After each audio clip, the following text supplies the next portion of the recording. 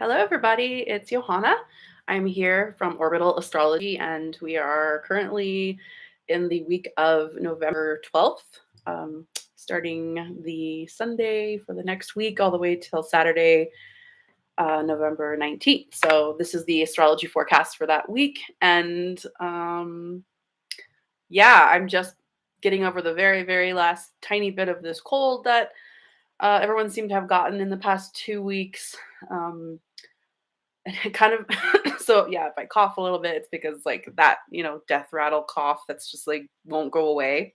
I'm pretty much fine otherwise, but it's like I have an annoying little weird hacky cough. So if you guys are here live, then say hi. If you're watching the replay, say I guess you can't say hi, but either way, super excited to be here. Hi to all the Orbit members if you were watching this in the Orbit membership area. And yeah, this is the final week, full week of Scorpio season. So I was just thinking about how everybody got sick and, everyone's kind of getting through that. I mean, like my daughter's preschool was completely shut down, basically. A bunch of kids got an ear infection, but most people seem to be getting some sort of flu, RSV, or, it's like we're in the thick of like the beginning of cold season. Of course, the COVID is still happening. So, people who've gotten sick with COVID obviously are still recovering too. Um, but it made me think about this quality of Scorpio. uh, Actually, was just listening to the astrology podcast today, and they're doing the Scorpio like traits and a deep dive into the sign of Scorpio. And Scorpio is a fixed water sign, and a lot of times we talk about that being like, what is fixed water? Well, if you think about literally water that does not move is ice, right? It's like the solidified version of water. But Mars is the ruler of Scorpio traditionally, and Mars heats things up, right? So if I think about what Scorpio looks like in that respect, you think about what's hot water. You can think of like hot springs. Um, I think I recommended people go to like a hot springs during the eclipse because it was like kind of a purification or a detoxification type aspect. But you know, Scorpio really also does rule bodily fluids. So for all of us who were sick like in the past few weeks, dealing with bodily fluids, I mean, there's no um polite way, I guess. Bodily fluid is the most polite way to say all of the things that incorporates. But yeah, that's Scorpio, right? Scorpio is associated with all sorts of human life and death, and that includes the bodily functions that happen, in the birth process, the death process, and yes, during the sickness process, where you are literally purging the sickness from your body. That's a very Scorpionic thing. There's a lot of transformation that happens if you think about Scorpio's modern ruler, Pluto. There is that sort of purification, that crucible aspect of what happens to your body when it's trying to get rid of a sickness. And you just get to deal with all the fun bodily fluids. So, yeah, that's my take on Scorpio and it being a hot water sign. We are made of hot water, basically, all human bodies are. So, this has been kind of a intense Scorpio season because of the eclipses, but I really was thankful for the fact that we got to go through the eclipses during Scorpio season because of that sort of internalization, the psychological aspect of Scorpio, being able to sort of go into ourselves, really dig deep into what did this mean psychologically for us? What did it mean for us in sort of a transformative way? Because that's what Scorpio is really good at. And um, if you took the time during this eclipse season, during the Scorpio season, to really, um, uh, not shy away from the harsh realities of life, not shy away from, going through difficult things, and that could include sickness or loss or pain or, psychological reevaluation of different aspects of your life, wherever the eclipses were happening in your chart, you were really faced with some sort of like harsh, deep psychological part of reality. So I wanted to give thanks to Scorpio season because it's on its way out, right? We're going to be moving into Sagittarius season very shortly. And as you will see this week, we have two planets other than the sun moving into Sagittarius already. So we're already sort of shifting out of this Scorpio season. And I just wanted to sort of give thanks, right? Because Thanksgiving's coming up anyway. Give thanks for this process because Scorpio really is a process, and we have to have time to process things. We can't just have a traumatic or a revelatory or an aha moment or a spiritual moment or whatever that's incredibly life changing without deconstructing that or really processing what does that mean. So I think of Scorpio as um, emotional processing. So let's just give thanks to this opportunity that we had for the past few weeks to emotionally process what we went through. Um, sustainable, like I think of all the fixed signs are dealing with sustainability. So we have been dealing with what is the sustainability of our own lifestyles, what's happening in our lives that needs to be changed that isn't sustainable anymore, and of course just that survival aspect of whatever harsh realities we were faced with, whatever big things came up during the eclipse, we were able to survive that. And for the people who did pass, we give thanks to their memories. I mean, the Dia de los Muertos happened, the beginning of the month here. So that's honoring the dead. I mean, that's very Scorpionic as well. Scorpio understands that death and life are one in another. They're part of a process. They're part of the experience that we have here and during our time on Earth. So just wanted to honor that and give thanks to that. So if you have your own sort of moment, or if you've already been doing the work, good, great. That's what you should be doing before we move into this like exciting, bubbly travel and people and party season of Sagittarius. So we have this moment to be quiet, reflective, emotional during Scorpio season, more introverted. And now we get to move into more extroverted time. But we won't talk about that till next week when we actually officially move into Sagittarius season. Um, but we do have some energy sort of shifting in that direction anyway. What else did I say? Let's see, fixed water. Yeah, we talked about it. Oh, another thing that Scorpio can sort of should like think about like is like swamp water. I think of Scorpio. I don't want any of the Scorpios out there to be offended, but yeah, like swamp water. A lot of things grow in swamp water. I mean, like that sort of humid, like warm, tepid water where that's like a good growing um setting, for life. So Scorpio doesn't necessarily just represent death or the ending of life or the all of the eighth house stuff that it's associated with, because they're one and the same. It's a never ending cycle of life and death, and things are being decomposed and then creating something new out of that. So I think of like the swamp otter is Scorpio too, like especially all the swamp animals. They all are very Scorpionic. So let's see. So yeah, we kind of had this moment where we got to go through the purification aspect because we had all the kazimis that happened last week. Of course, we had the eclipse, we had the sun moon kazimi. Oh wait, that was not, sorry, not the sun moon kazimi because that would be a new moon. But we did have a kazimi with Mercury in the sun last week. So a lot of astrologers talk about the kazimi as being a purification process. Like it starts a whole new cycle within the synodic cycle of whatever planet it is coming into contact with the sun, and it's like it's reborn, or it has some sort of like burning away aspect because it's so close to the sun that it purifies. So once again, we're talking about like the crucible aspect of a kazimi.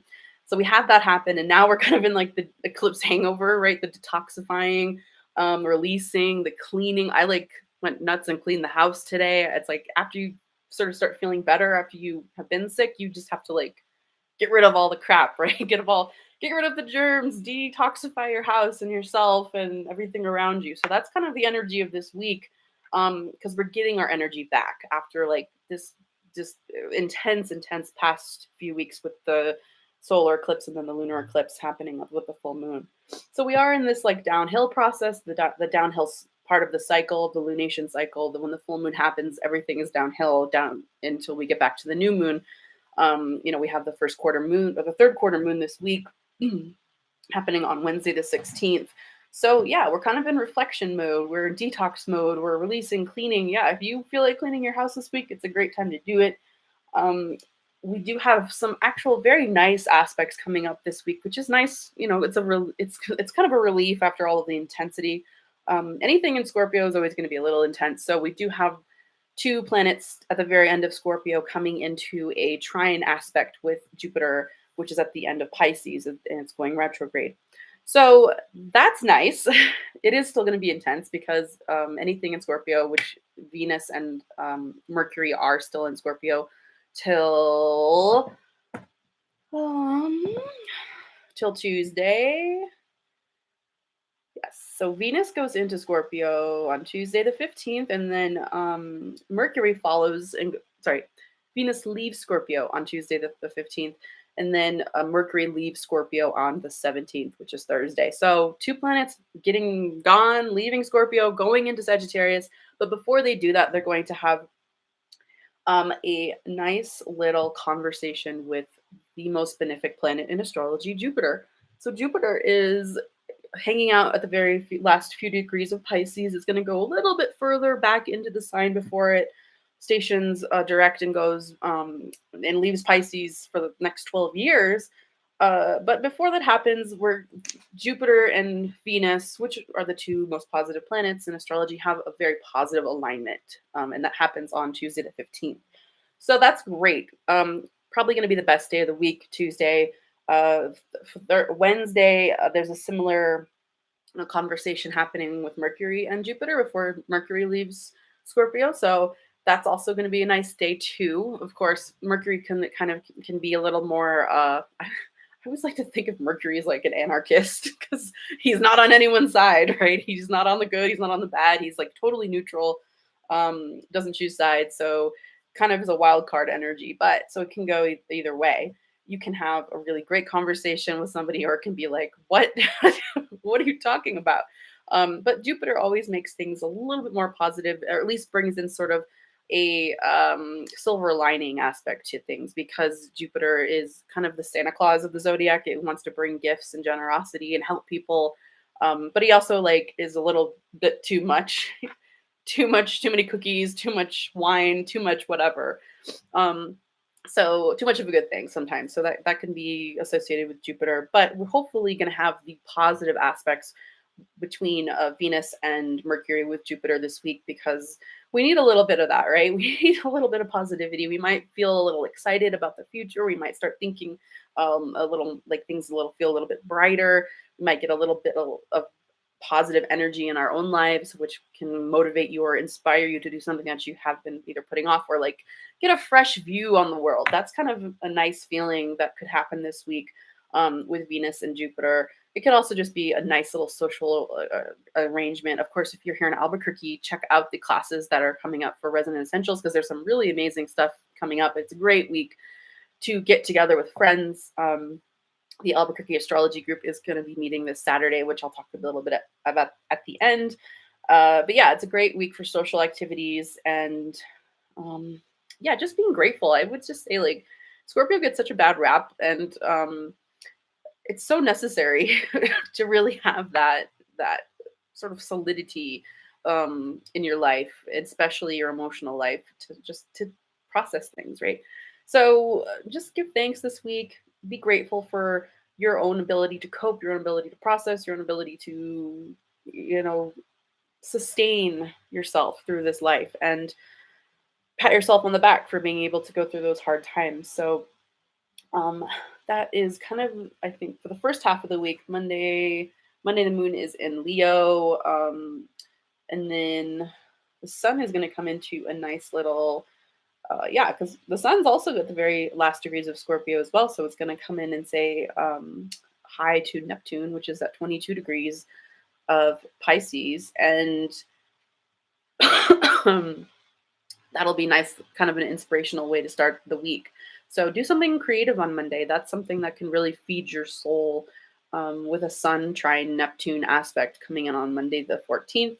The moon's going to be in Leo, another indicator of creativity. So yeah, do some art, do some writing, listen to some music, go see a play, do your own play, whatever you want to do that feeds your creative um, needs. Do that on Monday. And then Tuesday, we have the nice alignment with Venus and Jupiter, which is, kind of a good luck aspect. So last week I talked about the lottery, and yes, somebody won, right?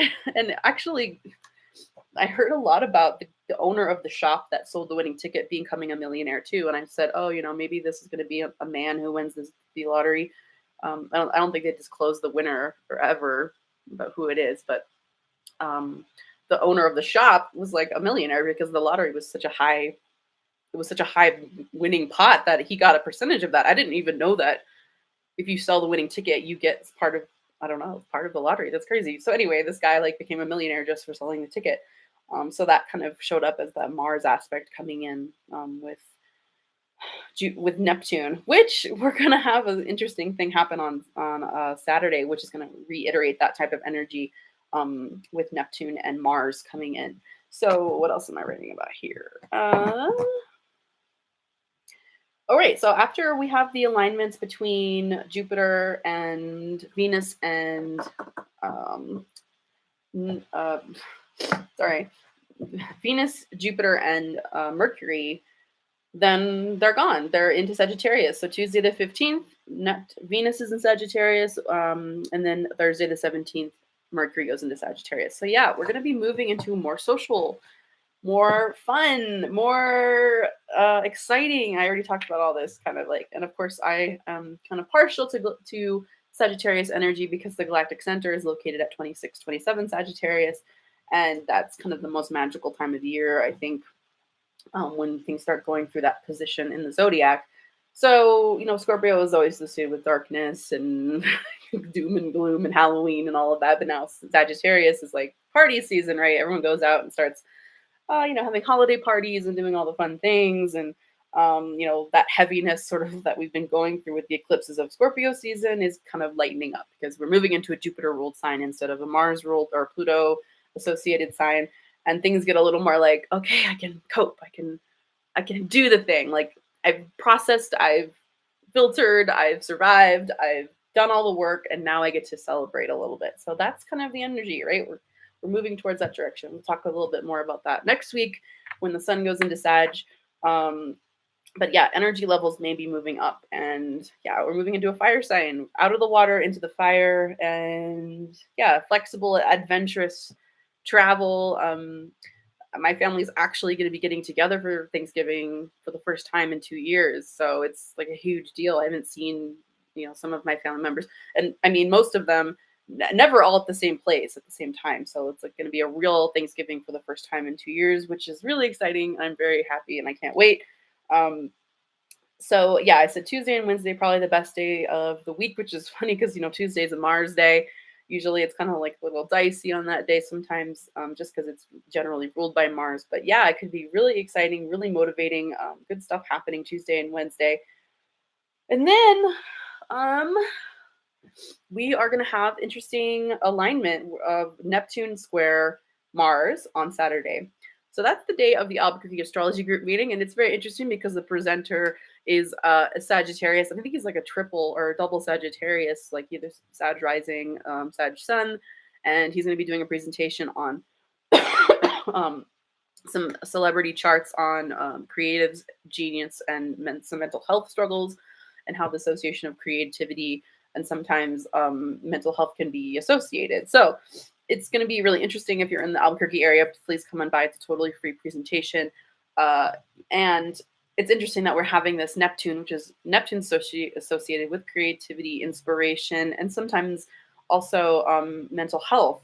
So it's going to be square Mars, and of course, Mars is associated with masculinity or men. The presenter is a man, Patrick.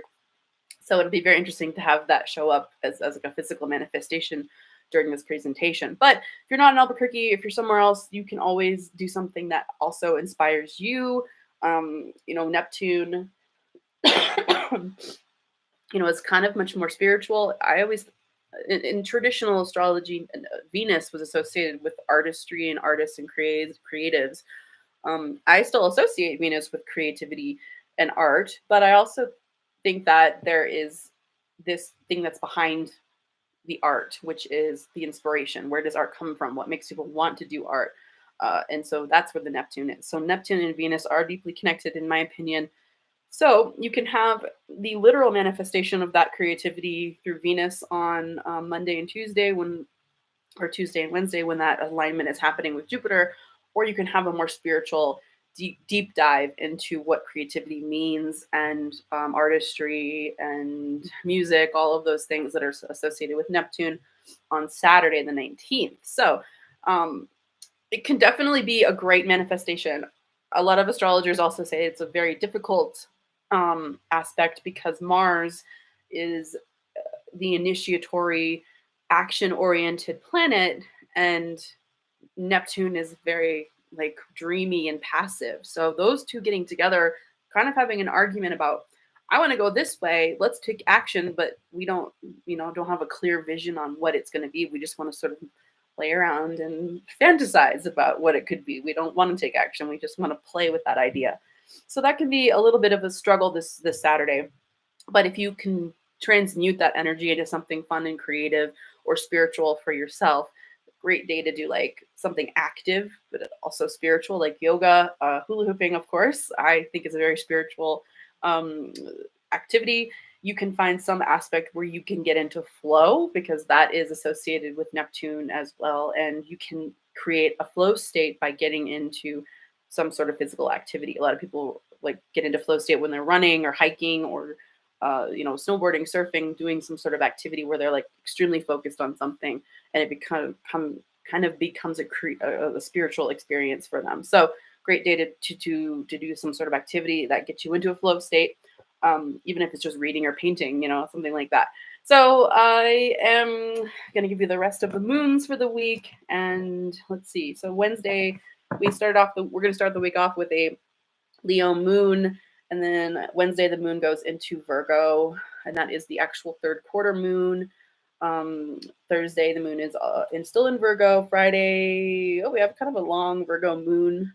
The moon is in Virgo all the way till Saturday, when the moon goes into Libra. So we only have 3 moons this week.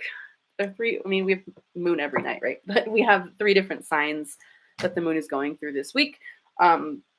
I hope that you have a wonderful week. Let's see, there's more stuff going into, but I actually have to run and drop my daughter off at work. So I will be taking off here.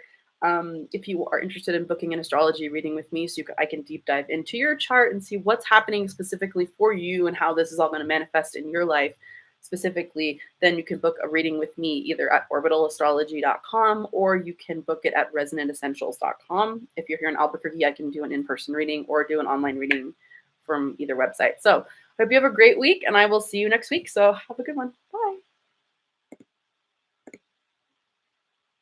Bye.